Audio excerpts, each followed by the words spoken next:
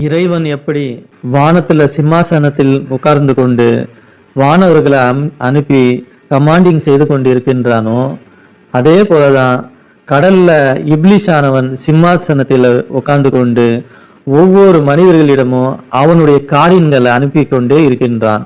ஹதீஸ்ல நீங்க கேட்டிருப்பீங்க, இப்லிஷ் கடல்ல சிம்மாசனத்துல உட்கார்ந்து கொண்டு ஒவ்வொரு காரியங்களை ஆண்டு கேட்பான், யார் யாரை நீங்க வழிக்கு எடுத்தீங்கன்னு. அப்போது ஒரு காரியம் சொல்லுவான், நான் 2 நண்பர்களை பிரிச்சிட்டேன் அப்படின்னு சொல்லுவான்.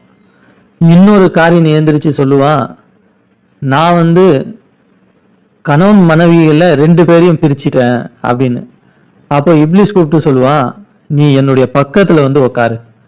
ஏன்னா ஒரு கணவன் மனைவியே பிரிச்சிட்டா ஒரு குடும்பத்தையே பிரிச்ச மாதிரி ஆயிடும் அப்படின்னு இப்லிஸ் சொல்லுவான்.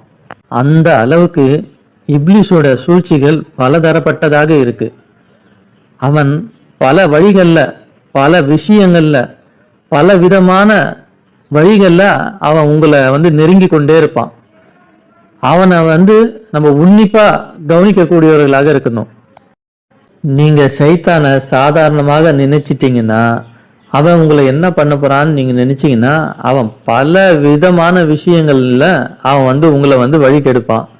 அந்த பல விஷயங்கள் என்னன்னா, கோபம் மூலியமாக அவன் உங்களை வழி கெடுப்பான், பொறாமையின் மூலமாக வழி கெடுப்பான், படங்கள் மூலியமாக உங்களை வழி கெடுப்பான், பாடல்கள் மூலியமாக உங்களை வழி கெடுப்பான், வேலைகள் விஷயமாக உங்களை வழி கெடுப்பான், விபச்சார மூலியமாக உங்களை வழி கெடுப்பான்.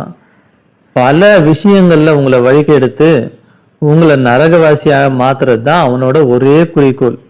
இந்த விஷயத்தெல்லாம் நம்ம உள்வாங்கி அவன் நம்மளுடைய மன ஓட்டங்களில் புகுந்து அவன் நம்மளை வழிக்கெடுக்கிறான்னு தெரிஞ்சுக்கிட்டாதான் நம்ம வெற்றி பெற முடியும். தவிர இல்லைன்னா நம்ம நரகவாசியாவே தான் மாறிடுவோம்.